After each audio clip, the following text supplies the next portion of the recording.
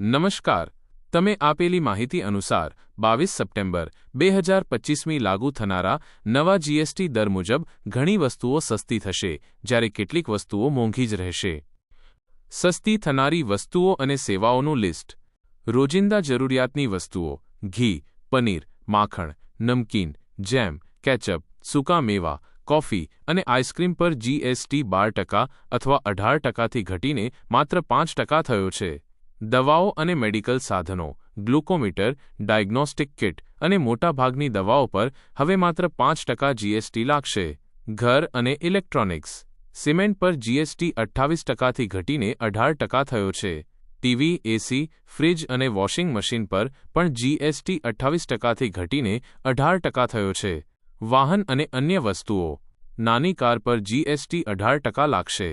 મોટી કાર પરનો કુલ ટેક્સ ઘટીને લગભગ 40% થયો છે. સાબુ, શેમ્પૂ, ટૂથપેસ્ટ અને હેર ઓઇલ પર જીએસટી ઘટીને માત્ર 5% થયો છે. સેવાઓ. Salon, yoga centre, fitness club અને હેલ્થ સ્પા જેવી સેવાઓ પર જીએસટી ઘટીને માત્ર 5% થયો છે. જે વસ્તુઓ પર જીએસટી મોંઘો જ રહેશે. તમારી માહિતી મુજબ નીચેની વસ્તુઓ પર 40% જીએસટી સ્લેબ લાગુ રહેશે: સિગારેટ, ગુટખા, પાન મસાલા, ઓનલાઇન ગેમિંગ, મોટી ગાડીઓ. આ ફેરફારોથી સામાન્ય લોકોને ઘણી રાહત મળશે, ખાસ કરીને દૈનિક ઉપયોગની વસ્તુઓ અને મેડિકલ ખર્ચમાં.